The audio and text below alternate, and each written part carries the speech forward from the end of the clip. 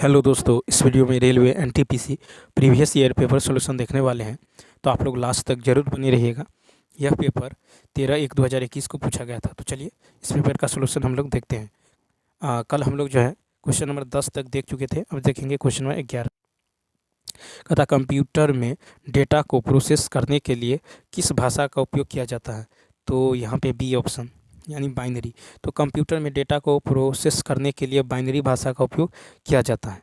ठीक है। तो द्विआधारी में जो इसका आधार होता है 2 होता है, अंक 0 और 1 होता है। ठीक है। महत्तम अंक इसका 1 होता है। ठीक है। ऑक्टेल में जो आधार 8 होता है। ठीक है। और अंक की यदि बात करें तो 0 1 2 3 4 5 6 7 होता है। ठीक है। महत्तम अंक 7 इसमें होता है।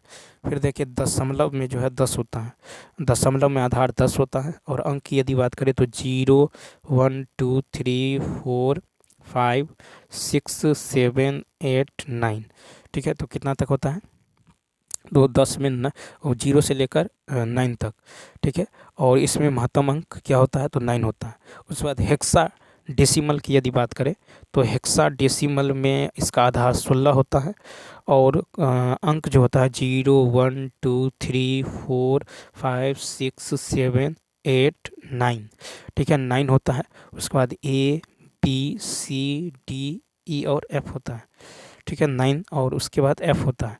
तो महत्तम अंक जो है इसमें क्या होता है? F15 होता है। F15 महत्तम। ठीक है। उसके बाद चलिए क्वेश्चन नंबर देखते हैं नेक्स्ट। फिर कहता है कि स्टैनफोर्ड द्वारा 2019 में दिए गए अध्ययन के अनुसार ग्लोबल वार्मिंग की वजह से 1961 से 2010 के बीच भारतीय अर्थव्यवस्था संकुचित हुई है। तो ए ऑप्शन 31%। ठीक है। तो कितना? 31% है। स्टैनफोर्ड अध्ययन से पता चलता है कि जलवायु परिवर्तन ने वैश्विक आर्थिक असमानता को और जो बिगाड़ दिया है। इस रिपोर्ट में तापमान वृद्धि से सबसे ज़्यादा प्रभावित देश सूडान -36% बताया गया था। फिर है वर्तमानीय जो है गतिविधियों से उत्पन्न CO2 ग्लोबल वार्मिंग में सबसे बड़ा योगदान करता है। नेक्स्ट। फिर कहता है कि खाली स्थान ने 2019 में प्रधानमंत्री श्री नरेंद्र मोदी जी को अपने सर्वोच्च नागरिक सम्मान जायद पदक से सम्मानित किया है। तो 13 का ए ऑप्शन यानी यूएई। तो देखिए सन 2019 में यूएई देश द्वारा प्रधानमंत्री श्री नरेंद्र मोदी जी को जो है अपने सर्वोच्च नागरिक सम्मान जायद पदक से सम्मानित किया गया है। रूस के राष्ट्रपति व्लादिमीर पुतिन ने प्रधानमंत्री नरेंद्र मोदी को रूस के सर्वोच्च राष्ट्रीय पुरस्कार the order of Saint Andrew the apostle से सम्मानित किया है। प्रधानमंत्री नरेंद्र मोदी को फिजी, पापुआ न्यू गिनी, मिस्र, ग्रीस, रूस, भूटान आदि देशों के भी सर्वोच्च सम्मान पुरस्कार से सम्मानित किया गया है। रोशनी नादर को फ्रांस के सर्वोच्च नागरिक पुरस्कार जो है सेवेलियर दे ला लीजियन डी होनूर या knight of the national order of the French Legion of Honour से सम्मानित किया गया है। अगस्त 2024 में भारत की राष्ट्रपति श्रीमती द्रौपदी मुर्मू को फिजी के सर्वोच्च नागरिक पुरस्कार ठीक है companion of the order of Fiji से सम्मानित किया गया। नेक्स्ट है कि वर्ष 1969 में भारत में कितने बैंकों का राष्ट्रीयकरण किया गया था। तो 14 का देखें तो सी ऑप्शन 14। तो वर्ष 1969 में भारत में 14 बैंकों का राष्ट्रीयकरण किया गया था। बैंकों का राष्ट्रीयकरण करने का उद्देश्य बैंकों को सार्वजनिक क्षेत्र की भूमिका में जो प्रभावशाली रूप से लागू करना। 1969 में ऐसे बैंकों का राष्ट्रीयकरण किया गया जिसका 50 करोड़ रुपए से अधिक की चुकता पूंजी हो। 1980 में 6 बैंकों का और राष्ट्रीयकरण किया गया जिसका चुकता पूंजी जो है 200 करोड़ रुपए से अधिक हो। 1993 में जो 1993 में न्यू बैंक ऑफ इंडिया का विलय PNB में कर दिया गया। 30 अगस्त 2019 को 10 सार्वजनिक क्षेत्र के बैंकों का 4 बड़े सार्वजनिक क्षेत्रों के बैंकों में विलय कर दिया गया। वर्तमान में भारत में सार्वजनिक क्षेत्रों के बैंकों की संख्या घटकर 12 हो गई है।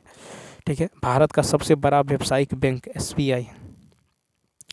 ठीक है। भारत का सार्वजनिक क्षेत्र का दूसरा सबसे बड़ा बैंक PNB है। ठीक है। और मार्केट कैंप के आधार पर निजी क्षेत्र का सबसे बड़ा बैंक HDFC बैंक भारत में है। नेक्स्ट देखिए कहता है कि क्या संयुक्त परिवार एकल परिवारों से बेहतर है। अब देखिए कहता है कि हाँ, संयुक्त परिवारों में सुरक्षा सुनिश्चित होती है और काम का भार भी बढ़ जाता है। दूसरा कहता नहीं, एकल परिवार में स्वतंत्रता सुनिश्चित होती है और कोई व्यवधान नहीं होता है। तो देखिए 15 का यहाँ पे हो जाएगा डी ऑप्शन, यानी 1 और 2 दोनों के पुष्ट। नेक्स्ट, यूएनडीपी का पूर्ण रूप क्या है? तो डी ऑप्शन, यानी United Nations Development Programme. UNDP का पूर्ण रूप है United Nations Development Programme. UNDP की स्थापना 22 नवंबर, ठीक है, यूएनडीपी की स्थापना 22 नवंबर 1965, ठीक है, 1965 को किया गया। यूएनडीपी का मुख्यालय न्यूयॉर्क में अवस्थित है। यूएनडीपी का कार्य आधारभूत ढांचे के विकास, प्रजातांत्रिक प्रशासन को प्रोत्साहित करने का काम है। यूएनडीपी के द्वारा ही 1990 से मानव विकास सूचकांक जारी किया जाता है। यूएनडीपी जो संयुक्त राष्ट्र महासभा के अधीन कार्य करता है। नेक्स्ट है कि कौन सा चिपको आंदोलन का प्राथमिक उद्देश्य है? A option. तो देखिए चिपको आंदोलन का प्राथमिक उद्देश्य पेड़ों और वनों को बचाना है। चिपको आंदोलन की शुरुआत 1970 के दशक में उत्तराखंड में हुआ।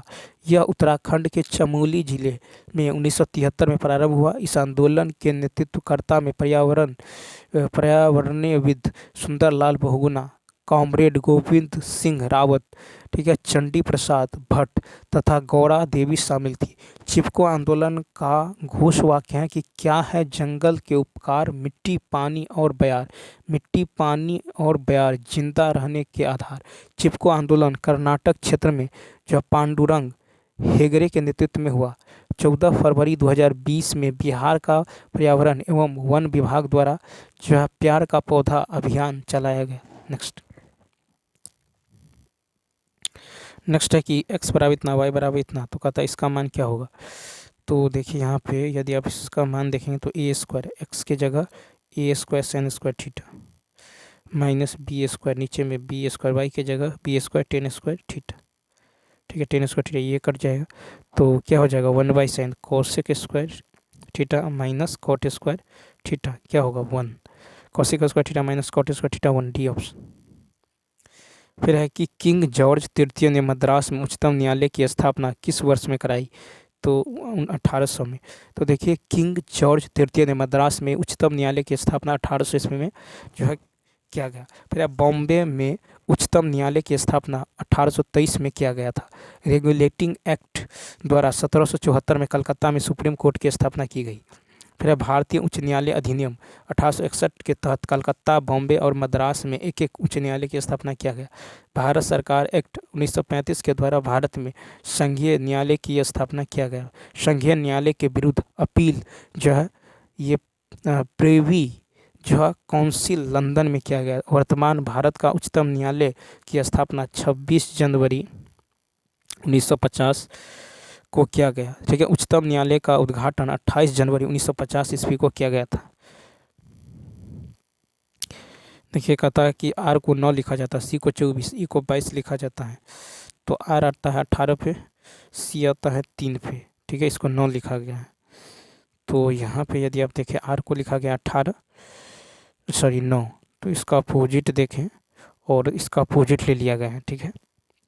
तो इसी प्रकार यदि आप देखें आर की बात करें, आर आता है 18 पे, इसका अपोजिट होगा 9, ई आता है 5 पे, इसका अपोजिट कितना होगा 22, सी आता है 3 पे, इसका अपोजिट होगा 24, आई आता है 9 पे, ठीक है, इसका अपोजिट 18, टी आता है 20 पे, इसका अपोजिट 7, ई आता है 5 पे, इसका अपोजिट कितना होगा 22, ठीक है। तो इसका राइट आंसर होगा सी। कहता कि यहाँ पे देखिए आयु वर्ष में है, छात्रों की संख्या दे दिया गया है, ठीक है। तो हमको निकालना है छात्रों का माध्य। तो छात्रों का माध्य कैसे निकलेगा? तो देखिए 15 गुने 3 कितना होगा 45 प्लस 16, 45 प्लस 16 8, ठीक है, 128 प्लस 17 दाहिने 170 प्लस 18 दाहिने 180 प्लस 19 पंचे 95 प्लस 20 चौक 80 और बट्टा में सारे को जोड़ दीजिए, 8 3 11, 11 और ये हो जाएगा कितना 10 10 3 30, 40 बट्टा में कितना होगा 40, यानी हो जाएगा 698/40, ठीक है, 17.45, ये ऑप्शन। कहता 3 अंकों की बड़ी से बड़ी संख्या ज्ञात कीजिए जो इतना इतना से पूर्णतः विभाज्य हो। तो सबसे पहले देखिए 3 अंकों की बड़ी से बड़ी संख्या का रहा है तो हम इसका एलसीएम ले लेंगे। तो 6, 9, 12, 15 का एलसीएम। तो देखिए इसका एलसीएम लीजिएगा तो कितना होगा 180। कितना होगा 180। तो 3 अंकों की सबसे बड़ी संख्या कितना होता है 999। ठीक है, 999 होता है। अब यदि देखें तो 180 से भाग दीजिए इसमें। ठीक है, 180 से भाग दीजिएगा तो यहाँ पे जो है शेष कितना बचेगा 99 बचेगा शेष। ठीक है, तो 3 अंकों की कह रहा है तो इस 99 में से 99 घटा दीजिए। ठीक है, तो कितना होगा 0, 0, 900। तो 900 यानी D option.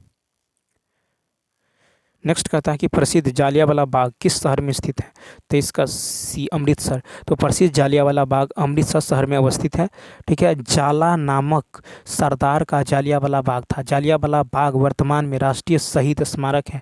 Brigadier general Reginald Dyer द्वारा जालियांवाला बाग में 1650 राउंड गोली चलवाया गया, जिसमें सरकारी रिपोर्ट के अनुसार से 379 व्यक्तियों को मारा गया। ठीक है, मारा फिर क्या मालवीय समिति ने 1000 से अधिक व्यक्तियों को मरने के जो संभावना व्यक्त की है। जालियांवाला बाग राष्ट्रीय स्मारक संशोधन विधेयक 2019 के द्वारा जालियांवाला बाग राष्ट्रीय स्मारक अधिनियम 1951 का संशोधन प्रस्ताव है 24 कहा कि कौन सा उपकरण विद्युत चुम्बकीय प्रेरण की घटना पर आधारित है। 24 का होगा डी जनरेटर। जनरेटर विद्युत चुम्बकीय प्रेरण की घटना पर आधारित है। विद्युत जनित्र जो यांत्रिक ऊर्जा को विद्युत ऊर्जा में बदलता है। ठीक है, विद्युत जनित्र में माइकल फेराडे ने जो विद्युत चुम्बकीय प्रेरण के सिद्धांत का अनुप्रयोग किया था।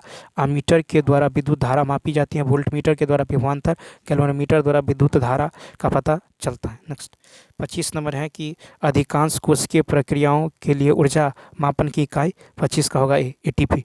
तो कहते हैं अधिकांश कोशिकीय क्रियाओं के लिए ऊर्जा मापन की इकाई एटीपी है। एटीपी का पूर्ण रूप है एडिनोसाइन ट्राइफॉस्फेट। ठीक है, एडीपी तो है एडिनोसाइन डाइफॉस्फेट। ठीक है, NADPH इसका पूर्ण रूप है आपको निकोटिनेमाइड एडेनिन। ठीक है, डी न्यूक्लियोटाइड फॉस्फेट। पायरुवेट जो ग्लाइकोलिसिस का अंतिम उत्पाद है। ठीक है, जब ऑक्सीजन अपर्याप्त होती है तो पायरुवेट और नैरोबिक रूप से टूट जाता है, जिनमें जानवरों और पौधों में इथेनॉल का निर्माण होता है। ठीक है, अब यहाँ पे देखिए, यहाँ पे कहता है कि DE parallel BC। DE parallel BC है। ठीक, तो यहाँ पे DE पैरेलल BC यदि है तो क्या होगा तो AE बट्टा EC। ठीक है, AE बट्टा EC। तो AE है कितना x+2 बट्टा EC है x-1 बराबर होगा AE बट्टा EC बराबर AD बट्टा DB। तो AD बट्टा DB, AD कितना है x, DB है x-2। इसको सॉल्व कीजिए, x का मान निकल जाएगा आपको 4। 27 नंबर यदि देखें तो कहता है कि कार B से दुगुनी तेज है। ठीक है, कार B से दुगुनी तेज है और कहा कि और कार C से 3 गुनी है। कार C 60 मिनट में तय की गई दूरी को तय करने में कार B कितना समय लगेगा। तो देखिए कार B का चाल जो है यदि C का x मानते हैं तो B का क्या होगा 3x, क्योंकि B कार C से 3 गुना जो है तेज है। ठीक है, अब तो C का समय है कितना है, C का समय है 60 मिनट यानी 1 घंटा। तो दूरी, तो यहाँ पे देखिए दूरी क्या होगा तो B के द्वारा तय की गई दूरी बराबर C के द्वारा तय की गई दूरी। ठीक है, अब देखिए तो यहाँ पे जो हो जाएगा तो B का चाल जो है यहाँ पे देखिए दूरी क्या है तो यहाँ पे सेम हो जाएगा।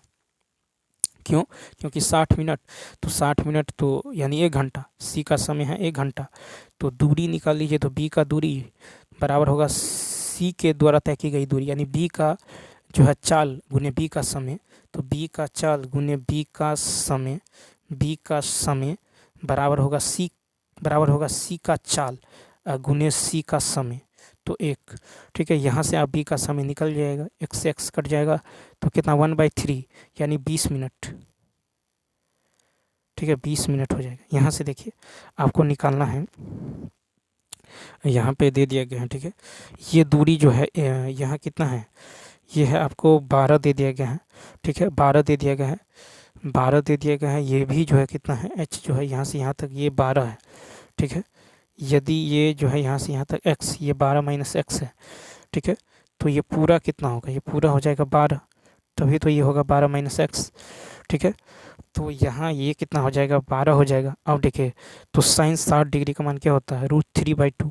तो साइन 60 डिग्री √3 यानी यहाँ से यहाँ तक कितना होगा, √3 बट्टा में 2। तो 2 यूनिट का मान 12 यानी 6 है। तो इतना का मान क्या होगा, 6√3।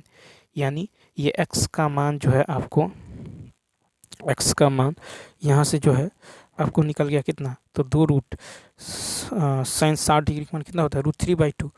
तो √3/2 तो ये हो जाएगा आपको जो है, तो 2 यूनिट का मान इतना है, ठीक है, 2 यूनिट का मान इतना है, ठीक है। तो 1 यूनिट का मान होगा 1 यूनिट का मान होगा 6, तो √3 यूनिट का मान होगा 6√3।